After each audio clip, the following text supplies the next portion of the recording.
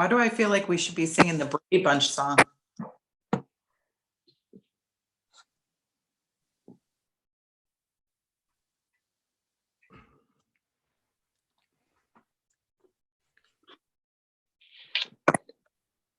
The April 14th, 2020 regular meeting of the Mentor Exempted Village Board of Education is called to order. This meeting is being held in accordance with section 3313.15 of the Ohio Revised Code. Mr. Wilson, will you call the roll? Mrs. Briner, Here. Mr. Buckley, Here. Ms. Jisling, Present. Mrs. Roberts, Here. Mr. Tuttle.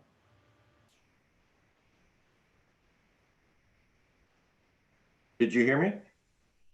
Got it. Would you please join me in the Pledge of Allegiance? I pledge allegiance Allegiance to the flag of the United States of America and and to the republic for which it for stands, for which it stands, one one nation, nation, under God, indivisible, with with liberty and justice for all. for all. I would like to welcome everyone to the April 14th, 2020 regular meeting of the Mentor Exempted Village Board of Education. Prior to this evening, each board member has received for their review and consideration the agenda and materials associated with each agenda item for the board's approval via the district's paperless Board of Education agenda system, Board Docs.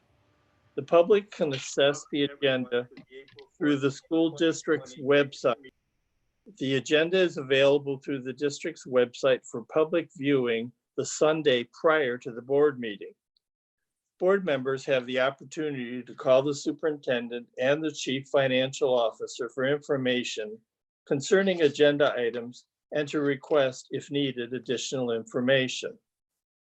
This meeting is being video conferenced live and can be accessed at youtube.com/user/Cardinal TV Mentor Ohio. Tonight's meeting will not have public participation. The public can email the board member, superintendent, and chief financial officer with any comments or questions. Email addresses and a telephone number can be found on the website www.mentorschools.net. This meeting is being televised on a delayed basis and will be shown on the Spectrum cable channel 1026 in Mentor and channel 1025 in Mentor on the Lake. This meeting is also being videotaped and will be shown on our channel, Cardinal TV Mentor Ohio. Please place your mobile telephone on silent mode during the meeting.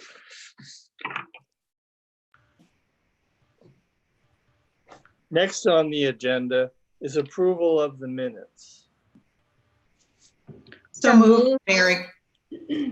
Second, Ginny. Mr. Wilson, please call the roll. Mrs. Briner, Yes. Ms. Jisling, Yes. Mrs. Roberts, Yes. Mr. Tuttle,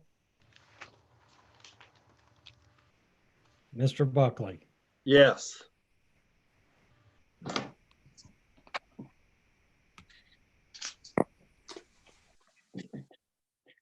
Next on the agenda is to suspend policy 1.12. So moved, Ginny. Second, Tom. Mr. Wilson, please call the roll. Ms. Jisling, Yes.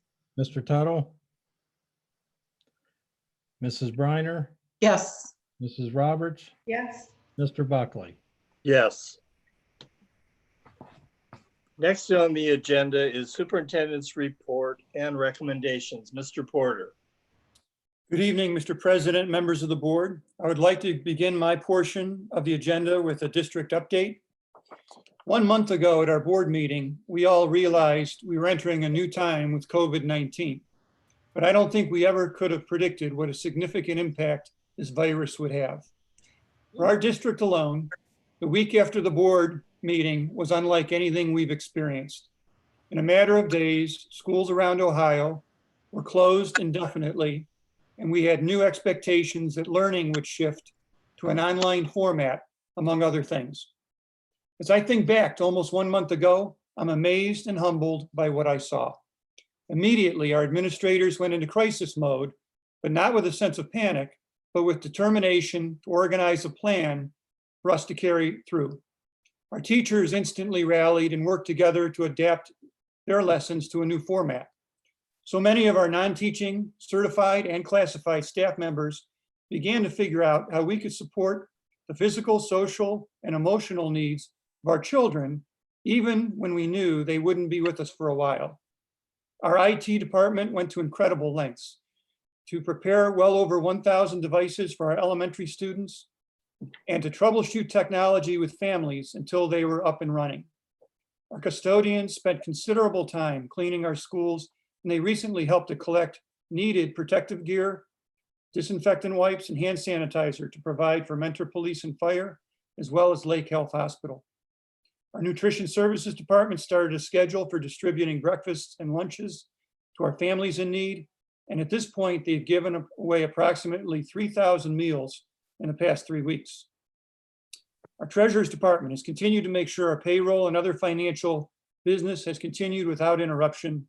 So many of our employees have reached out to help in endless ways, well beyond their jobs in the district. Our parents have demonstrated incredible patience and support as their homes have become virtual classrooms during the weekdays.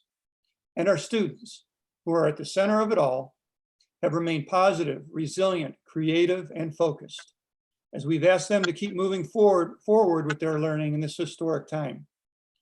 Despite some of the physical distancing we've all been forced to live with, in many ways, the district has never worked harder to collaborate or go to great lengths to help one another.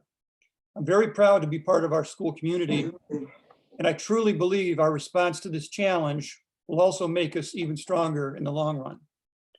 Before we went on with our board meeting, I felt I needed to share all of that. Any additional questions or comments on that? I've asked teachers that I know, certainly my grandchildren are all, except for the baby, learning online, just kind of getting a sense of how they like it, what's fun about it, what's hard about it. And I've been very impressed that there seems to be a spirit of adaptability so that it's a fluid kind of process, that teachers are able to meet on Fridays with their professional learning communities and their administrator.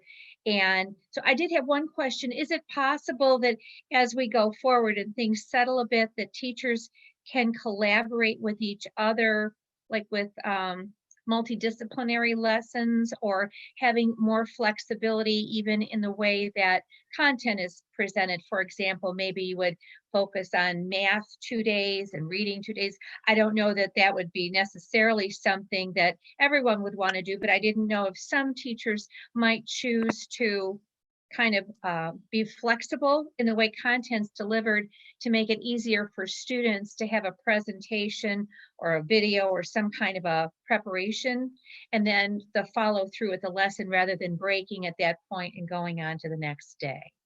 So already I would say we've seen some of that, because some are meeting in grade level teams, some are meeting in PLCs.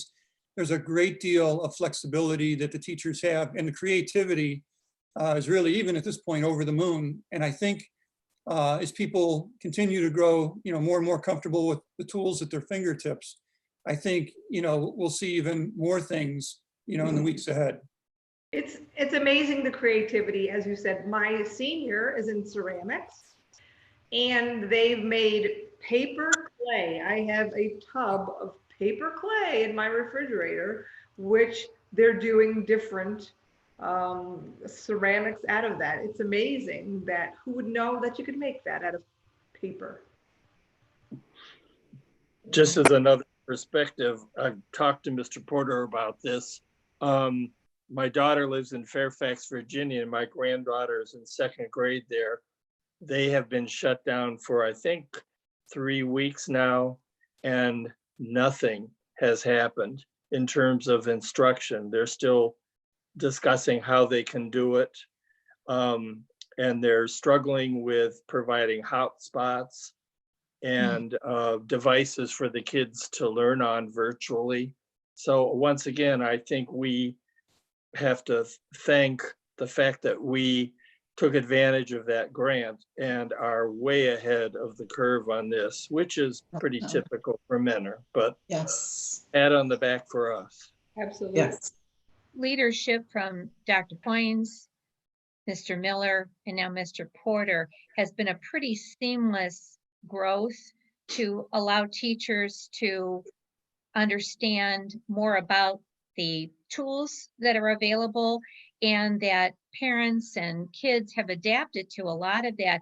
I heard the same thing actually about Fairfax, Virginia. A friend of mine whose sister teaches there, and said, you know, it's an enormous district, 79,000 kids or something huge like that. It's a countywide, and I believe that's the one. And how difficult it is. And the only thing that I can see that might be extremely challenging to meet would be the needs of our special education students, where they have a different kind of a learning style that makes independent work on screens a big challenge. So I'm grateful for everything that our teachers, our staff are putting together, our coaches. It's been phenomenal. If we would have to carry this forward for a longer period of time than just these weeks and maybe till the end of this school year, I suppose we'll have to address that going forward, how we can come up with additional options maybe for kids with special needs. But thank you to everybody. It's you know, the IT department, I can't even imagine what that's like behind the scenes to make it all work so seamlessly. So thank you for your leadership, Mr. Porter and Mr. Wilson. I mean, everybody has to participate in key ways for all of the leadership of the district, or this never would have worked. And I'm amazed at how smoothly it's opened. Thank you. There's a lot of teamwork that goes into that from all people. So it's, yeah, it's a lot of fun to be part of, although we would rather see our students day in, day out, to be honest. So, And a big thank you to the library for hotspots that Yes. address the needs of some families that didn't have internet access otherwise. I know some places were parking buses as hotspots, and having the library being a collaborative partner as they have on so many things with us, it's very exciting, and I appreciate our community more than I ever have. Agreed. I would just like to add, my grandkids have also transitioned very well, but I think this has been a huge community effort. I know that it has been a little bit of a struggle and an adjustment for everyone. We appreciate the efforts of everyone, from home to the staff to the teachers. Everything that you're doing is so appreciated. Anything we can do to keep the learning going for the kids is paramount. Keep doing what you're doing the best you can. We'll try to get through as best we can. So I think that we have a good foundation that we're building on, and just hang in there, do the best you can. Thanks again. Somebody asked if they thought, or if we thought that school would be changed forever, that now once we're doing it remotely and online, that it would spell the end of brick and mortar schools. And I think the opposite is true, that we appreciate more than ever, not just what it's like for kids to collaborate with each other, but the spirit that comes from that being together in each other's presence, and the dynamic teachers that we have in our district and how they interact with kids. This limits a little bit some of the options that they have, where once we're back in our regular classrooms and resume a more typical learning, I think we'll appreciate it more than ever. You know, can everybody hear me? Yeah. Yeah. Missy sent me a text that it looked like my computer was muted. I often look back in time when I first became a member of the school board, and I look forward to even more years to come. The key word to me that I recognize, it's initiative. We have people who have initiative to do more, contribute, lead, things that are exciting and driving us forward. We have many school districts around the nation who that initiative, the teamwork. There's association. We don't have an issue with them. They're part of the team, and that really works. Our service employees, it all comes together. Leadership is real important, obviously. We recognize that. There's been a transition of 3 superintendents and brought together collaboration, the community. When I'm out there at events, sporting events and other, when I meet with senior citizens, they how proud they are of the Mentor school system. It's all of us. Each and every one contributes, but it's all teamwork, leadership. What an example we set for the state of Ohio, other school districts. I can't imagine the other school districts across the state of Ohio who, I'm not going to say envy us, but they don't have the drive, the initiative. There's always, we can't do it. You have to have the can-do mindset. I have met so many people in my 11 years on the board. Can do, 12 years actually, we're in the third. Right? Can do attitude. What a difference that makes. That makes for a successful school system, good relations with the community, the state, the nation, the White House. So proud to be connected with the successes. Mentor schools grow and grow. Indeed. It's just fantastic. Congratulations to each and every one. The Mentor Teacher Association, our service employees. What a teamwork we have. Thank you. Thank you. Thank you for all the kind comments. They are much appreciated, I'm sure, by the entire school community. Thank you. And Mr. Porter, could you talk a little bit about the plans for the seniors? I know it's been published, but I think that's the group that most of us feel the most deeply their disappointment that all the rites of passage that are part of the senior year, all of that's been put on hold anytime from March forward. So prom and graduation and other kinds of special ceremonies, we have a plan. Sure. You know, we're planning for the likelihood that, you know, the graduation could get pushed back, but we want to have a graduation. Right now, we're targeting the end of July, a Monday, July 27th as a backup date if our original graduation date cannot be held. We wanted to try to make it as late in the summer as possible to try to let, you know, COVID run its course, if you will. But we did not want to get into August, because once we get into August, we felt like we would start losing some seniors who are going off to, you know, some are going off to college. So we targeted Monday, 27th of July as a backup date. A few weeks before that, we have a tentative prom date set with the idea that, you know, we probably will have to move prom back also. With some of the other senior things that are special, we're looking at maybe some alternative or some virtual celebrations, and we're kind of taking those one at a time. And I can say too, without giving too much away, we're also planning some surprises for our seniors. This is not at all the kind of year that we would have wanted for our senior students, but we certainly want to make it as memorable in a good way as we can under the circumstances. But I think all of our hearts go out to the seniors. Absolutely. Thanks. Thank you. Thank you, Mr. President, members of the board. I have the following recommendations listed under the consent agenda and recommend approval of items 5A1 through 5A2. So moved, Ginny. Second, Mary. Mr. Wilson, please call the roll. Ms. Jisling, Yes. Mrs. Briner, Yes.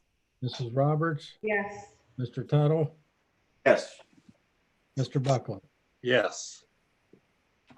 Thank you. Mr. President, members of the board, we had planned to recognize 2 groups of students, our bowling and wrestling state qualifiers. However, since we are conducting this virtual meeting, were not able to invite these students and their families to the meeting. I just want to say that we're very proud of these students for their accomplishments, and we will be extending invitations at a later date when we can properly recognize these students in person. Mr. President and members of the board, I have the following Board of Education policies on the agenda for a first reading. Because this is a first reading, no vote is necessary.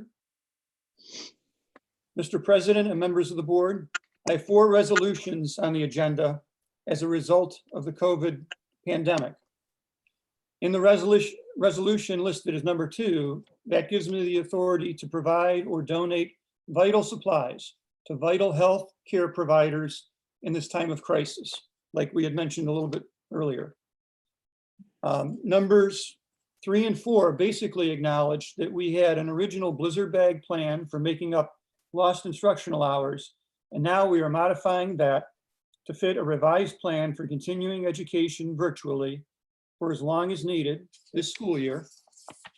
And number 5 establishes guidelines for our district to identify employees who will be needed to perform essential functions during the stay-at-home order. I'm recommending approval of all 4 resolutions. May we have individual motions and seconds for each one, please? Tom, For resolution number, I'm sorry, for resolution number 2, I would recommend. All right, I have Tom and Deanne for a motion and second. Please call the roll. Mrs. Briner, Yes. Ms. Jisling, Yes. Mrs. Roberts, Yes. Mr. Tuttle, Mr. Buckley. Yes. Thank you. For resolution numbered 3, that talks about our original blizzard bag plan. So So moved. moved. Oh. Second, Mary. Jenny was so moved. Mr. Wilson, please call the roll. Ms. Jisling, Yes. Mrs. Briner, Yes. Mrs. Roberts, Yes. Mr. Tuttle, Mr. Buckley. Yes. For the one numbered number 4, that talks about the revised plan that I would recommend. So moved. Second, Jenny. Mr. Wilson, please call the roll. Mrs. Roberts, Yes. Ms. Jisling, Yes. Mrs. Briner, Yes. Mr. Tuttle, Mr. Buckley. Yes. Thank you. And for the one numbered 5, that establishes guidelines for essential function employees and their functions. So moved, Mary. Second, Jenny. Mr. Wilson, please call the roll. Mrs. Briner, Yes. Ms. Jisling, Yes. Mrs. Roberts, Yes. Mr. Tuttle, yes. Mr. Buckley. Yes. Thank you. Mr. President and members of the board, at this time, I am recommending approval of a new AP biology textbook. So moved, Tom. Second, Jenny. Mr. Wilson, please call the roll. Mr. Tuttle, Ms. Jisling, Yes. Mrs. Briner, Yes. Mrs. Roberts, Yes. Mr. Buckley. Yes. Thank you. Mr. President and members of the board, I'm recommending approval of agenda item C1 related to certified personnel and C2 through C4, all related to human resource matters. We also have, there's a first memorandum of understanding that's with our classified employees, which is an agreement that allows us to pay our classified employees to the end of their 9, 10, or 12-month contract year, even if school remains closed beyond Governor DeWine's May 1st date. We feel this agreement is fair and benefits both sides during this unusual time. And also, the second memorandum of understanding with our mentor classified employees is simply an agreement to postpone the start of negotiations due to the difficulty of physically assembling the necessary participants due to the stay-at-home order. We hope to be able to start in June sometime. And I do appreciate MCE's work to put these MOUs in place with us. So with that, I would like to make that recommendation of that section. So moved, Tom. Second, Mary. Mr. Wilson, please call the roll. Mr. Tuttle, Mrs. Briner, Yes, Ms. Jisling, Yes, Mrs. Roberts, Yes, Mr. Buckley. Yes. Thank you. And that concludes my portion of tonight's agenda. Next on the agenda is the Board of Education report and recommendations. Letter A, business, acceptance of the resignation of Deanne Roberts effective May 31st, 2020. Reluctantly, yes, Tom. reluctantly second, Jenny. Mr. Wilson, please call the roll. Mr. Tuttle, Yes, Ms. Jisling, Yes, Mrs. Briner, no, Mrs. Roberts, yes, unfortunately. Mr. Buckley. Yes. Just like to thank Mrs. Roberts for her service. And we're going to miss your voice of advocacy for the Career Tech program, your lens of business that you bring to the board, and just that experience in corporate America that you share with us. You've been an asset to the board and as well to the community, and just to add, you've been a lot of fun as well. I appreciate your really kind words. I into the whole board thinking I was hoping to be delightful, loving what I do all of the time, and was planning on being here forever. And unfortunately, circumstances did not play out that way. And though I'm looking forward to my future, I'm just very sad about a lot of the past I'm going to leave behind, including all of my friends, all of you. Well, Deanne, I'd like to add that you've been an outstanding board member. You have always been thorough in doing your homework, reading information provided, providing your unique perspective, both as a parent and as someone from the corporate world, and have advocated for our students and for our community extremely effectively. And I'll miss very much the opportunity to continue working with you. Thanks. Okay. Thanks. And if I could just add that the process for replacing a board member is spelled out in the Ohio Revised Code. We have 30 days from the effective date of resignation, which will be May 31st, 2020, to make an appointment at the board level. If not, the probate court of Lake County would be responsible for the appointment.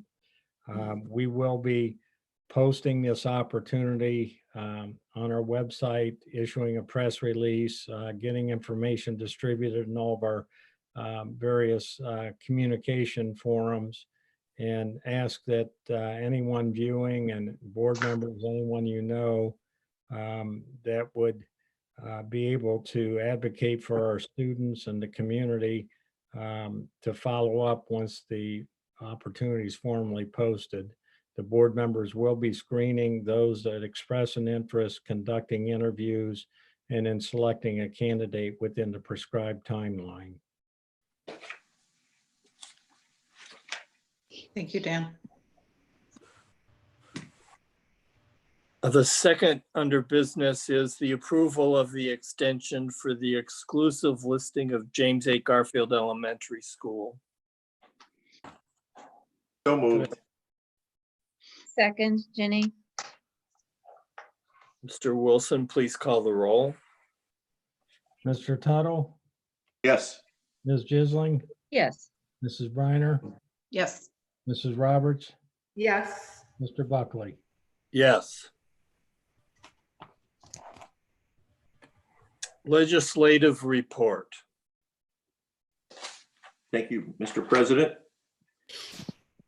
I put on a little bit more light so I can read. Thank you. Education issues addressed in COVID-19 legislation.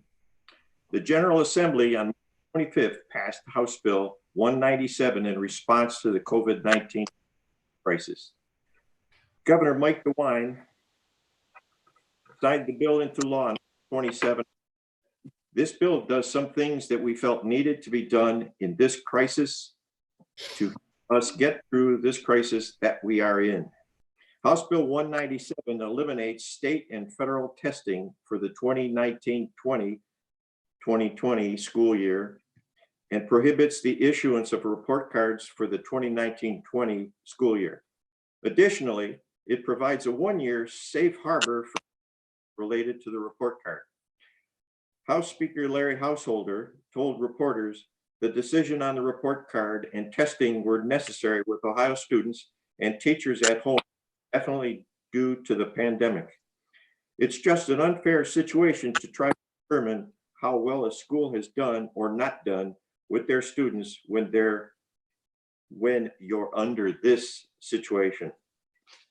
The bill freezes Ed Choice voucher eligibility, the 2019-20 list of 517 buildings.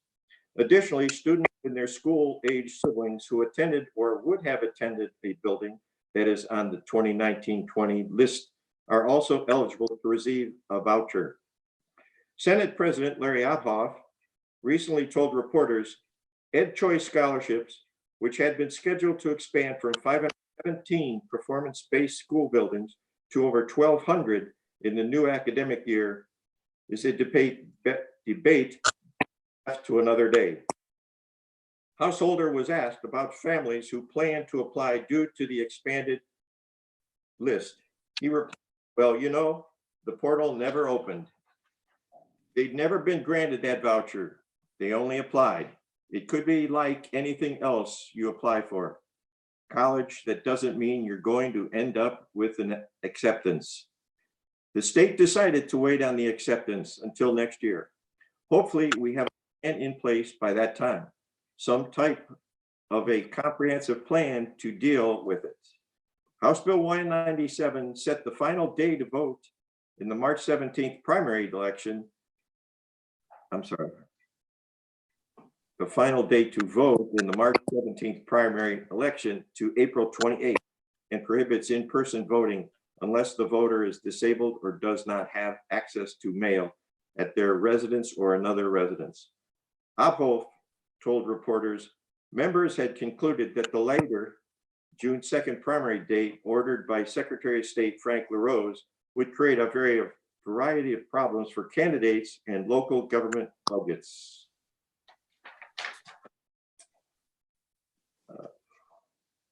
Mr. Porter or Mr. Wilson, comments on the Ed Choice update?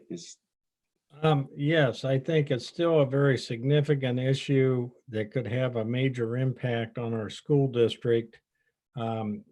Certainly, it was a difficult and challenging discussion prior to current events, and something that we still need to actively advocate for the best interest of the school district. Right now, the way it's structured, a voucher student gets a minimum of $6,010, where we as a public school district only get about $1,200 per student. So there's a fundamental inequity there that shifts the burden to our homeowners and businesses, not only to fund resident students' education, but those that opt out for the vouchers. So I think it's something that unfortunately did not stall because of current events, and we need to, again, actively follow it. And I know you've done a great job, Tom, of staying current on the issue and reaching out to our local representatives on the matter. It'll be interesting to see how families might perceive things after this whole episode with COVID-19 and the closure of schools, that what Mentor has been able to offer students is a dynamic approximation of their regular classroom experience. So they can continue learning, not just reviewing previously taught concepts, but having some new concepts introduced and growing and keeping their skills expanding. I'm not sure that some of the alternative options that a parent might select would have those same benefits for students. So I'll be interested to see what that looks like when this is all over. So Dan, clarify that difference between 1,200 and 6,000. Yes, the very complex way that students are funded with a state subsidy starts with the basic amount of $6,010, and additional amounts are provided for students with various types of learning disabilities. For a traditional public school district's funding, we get the $6,010 discounted by the expected contributions of the local community to support education. And in our case, it nets that 6,010 down to just around $1,200 a student, and leaves the burden on us to fund that gap. So the monies are deducted from our state subsidy at about almost 5 times the rate of what we received the funds. So in essence, local tax dollars are being transferred in addition to the state subsidy. So, and that's per student. Correct. How many households in the Mentor School District do you think pay $4,800 a year annual real estate taxes levied by our levies? They most likely don't. Oh, boy. The school district taxes are approximately 60% of the total tax bill for homeowners. I don't know that I can give a real clear estimate, but anyone could look either online with the Lake County Auditor's website to find their own taxes and what portion of that's to schools, or just at a high level, if they know how much their taxes are, take about 60% of that that's going to the school district. But I'd be hard pressed without doing a little bit of number crunching to estimate how many households would pay that much.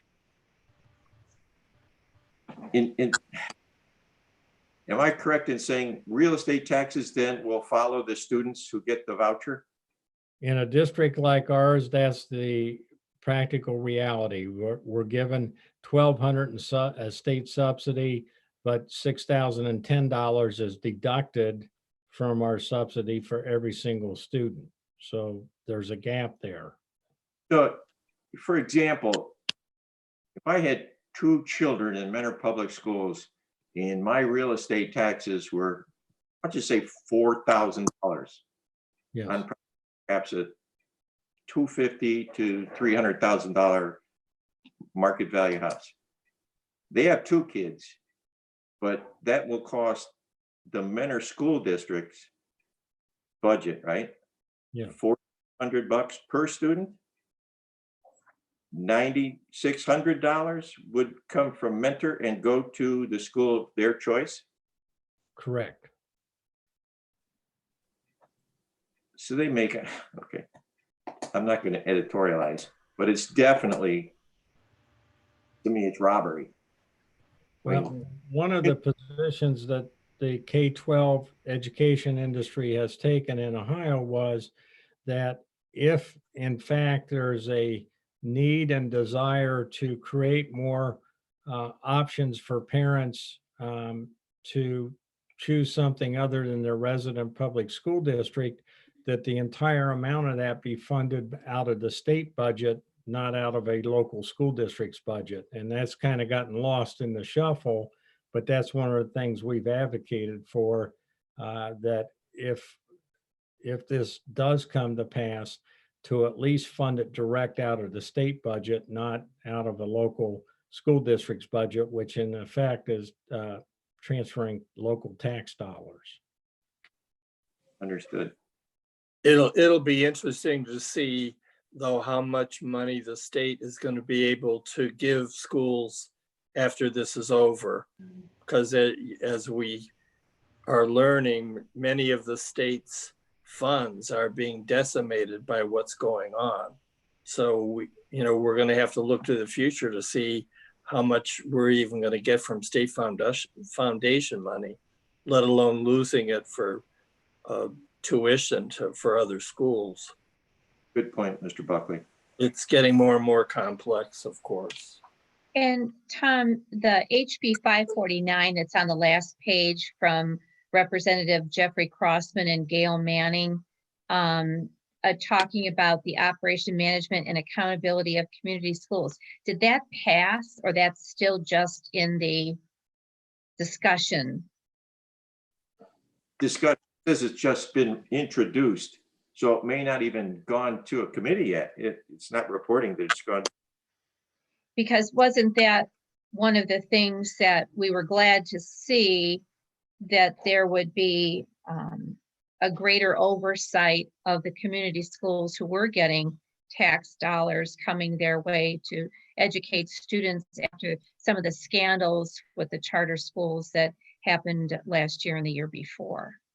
Yeah, that's a very good point, Ginny. And there are those, like those two people, Crossman and Manning, are moving towards that and keeping that momentum going, because they do need accountability. They need to have the accountability that we have. They should be at the same level as our school and all other public schools. Yeah. And yeah, Dan, wasn't that they were proposing that those school entities would be nonprofits, that they could not turn a profit? Now, I know that's kind of a loose definition, but I thought that was in the original spirit. I don't know if it's HB 549, if it was someone else's bill. Do you know offhand, Dan? I don't know which bill that it's in, but there was a recognition that the sponsor of many of the charter schools are either for-profit companies incorporated in the state of Ohio or incorporated nationally, running charter schools in multiple states and deriving a very significant revenue portion of the monies that are to fund the schools. And there's been talk and multiple recognitions of that, but so far no serious legislative proposal. As Tom says, several things have been introduced, but not yet had hearings or even passed either the House or the Senate. Thanks. Any more comments or questions? No. I just want to say how much I appreciate House Bill 197 and our legislators getting that passed quickly. That was needed for all of us. So I'm grateful for that. Yeah, John Rogers voted for that as well. So, and as you know, he's term limited out. This is his last year, I believe, right, Mary? Yes. And so hopefully his replacement, carries that ball forward. In terms of advocacy, he's done an excellent job of acquainting the community with what's going on in terms of the isolation that we're all going through to manage the pandemic. I've appreciated that. And that's it. All right. Thank you. Next on the agenda is the Chief Financial Officer's report and recommendation. Yes, it's recommended the Board of Education approve items 7A through 7D. And I'm very relieved and pleased to say that these are representing mostly business as usual despite our current circumstances, that the fiscal performance year to date and the appropriation modifications and supplemental appropriations are normal transactions. Our investment program has been laddered out, timing maturities to satisfy cash flow, and is not we're not allowed to invest in stocks in public schools, and we've got the highest rated securities available and are not taking any losses on our investments. We hold all investments to maturity at fixed rates. So we are in a solid position, and the month of March, unlike that for the state of Ohio, was a somewhat normal routine month. So I would ask the board to approve these recommendations. So moved. Deanne. Second, Ginny? Mr. Wilson, please call the roll.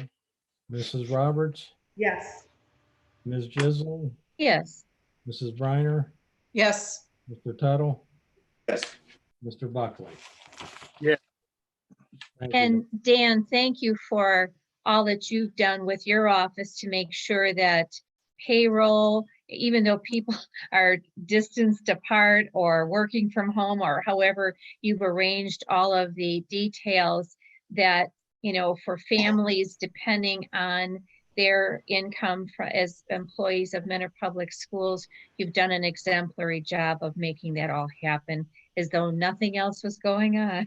Well, it's very kind of you to say. We recognize how important it is to process payroll, to keep employees' insurance benefits paid and active, to pay the light bills so all of our technology works.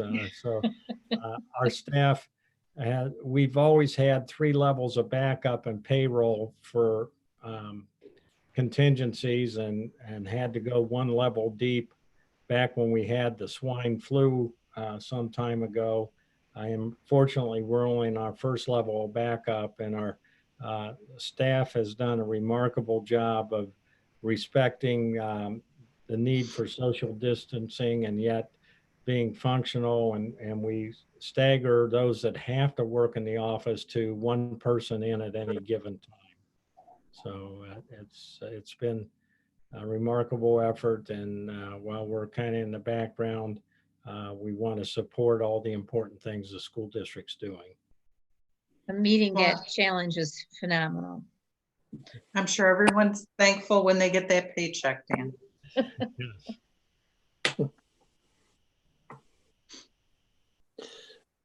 Next on the agenda is any unfinished business.